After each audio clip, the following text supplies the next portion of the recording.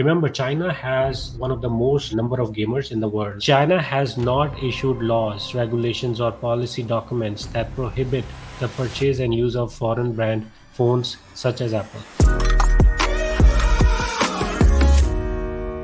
So I wanted to read a little bit about a brief history about like how Apple started in China, what's their relationship is like, why there has been a lot of pressure on Apple stock just because there was some negative news from China, right? So I decided to read a bit about it, and I found this interview from back uh, in 2010 where Steve Jobs interviewed with one of the reporter here. So here you can see a little bit about how Apple got started. There was a time when Apple was about 90 days away from going bankrupt. This was back in the day before they launched their, iPod, not iPad, iPod. And if you read here, the country, the China, the country had a massive low wage labor force and had developed manufacturing and engineering expertise. In 2001, Apple brokered a partnership with China. The Chinese government poured billions of dollars into new infrastructure for Apple, building factories, paving new roads, construction of housing for Apple workers, etc. So there was a time when if they ask for, hey, I need a new airport, Apple needs a new airport to ship more products, Chinese government will actually build it for them. So the relationship was that deep because they were providing the expertise on how to build these chips, how to build these new phones. And Chinese of course were got inspired and built some of these other companies around them over a period of time. But they like literally helped Apple to create this whole ecosystem, right? And that is one of the reason Apple is so profitable, just because they have this massive ecosystem of like how they produce these chips, how they assemble these iPhones and different hardware, and how they ship to different part of the world. So China actually played a major role in Apple's success. But if you see, if you keep on reading this uh, news, this interview here, there was still a concern about the dependency on China, which we are seeing today. Because when your relationships are good with the country, right, and you are dependent on that country, everything is good. Apple was going up, 2014, 15, 16, started going up.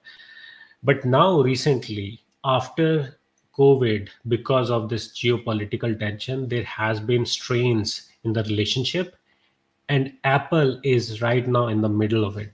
Why? Because even if there is a small negative news from China, you will see an impact on Apple's stock. So that is one of the reason Apple is trying to get out of, diversify its supply chain.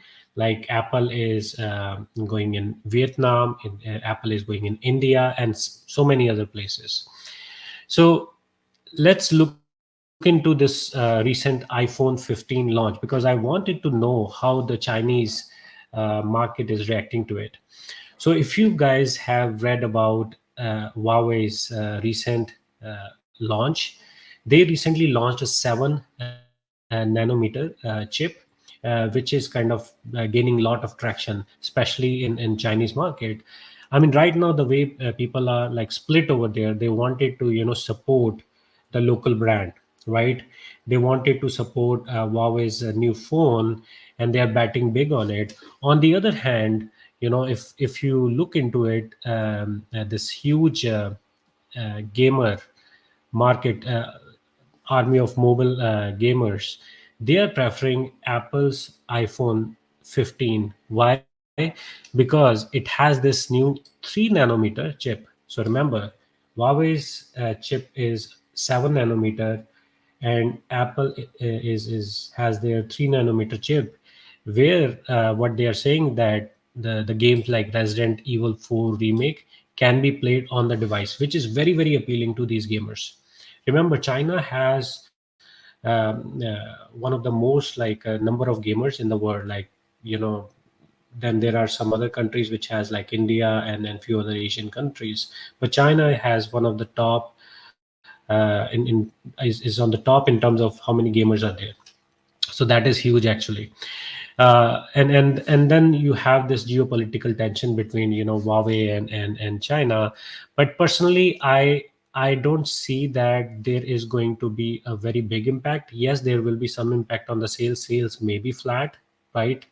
But overall it may not impact a lot in the long term. And in fact, I was reading about this news that there was a recent ban on Chinese iPhone, especially in the government department. But I was reading this Reuters news just yesterday night, and it says China has not issued laws, regulations, or policy documents that prohibit the purchase and use of foreign brand phones such as Apple. So, this statement is coming from their foreign minister, Mao Ning. So, I don't know what's happening, like who is pushing hard on, hey, China banned these iPhones. I see a lot of negative news around that, right? I am sure because of this geopolitical tension, there is, they are more aware of, they are like, okay, encouraging, they may be encouraging their employees, hey, use the local brand, just because they want to, people want to support local brands. So I don't know, someone must be pushing this news that, hey, Apple, China just banned the iPhone. So I have been reading about that news, and which actually caused the recent drop in Apple stock. But I think uh, in coming weeks this news may die down, just because what their foreign ministry just said. So let's see how that impacts Apple's stock in coming days, weeks. But one thing, when I look into Outliers dashboard, if you believe in Apple, if you believe Apple is a good company, right? And if you are an investor, if you are an investor who is like, okay, I'm a passive investor, I keep on adding good companies in my portfolio. Again, this is not an investment advice, but right now I personally see that there is a good time to load on Apple stock. This is just me personally thinking after looking at Outliers dashboard. So again, we'll know in coming weeks, months how Apple is doing. But my guess is that Apple, we may be seeing Apple at the close to the bottom, and it may turn around very soon.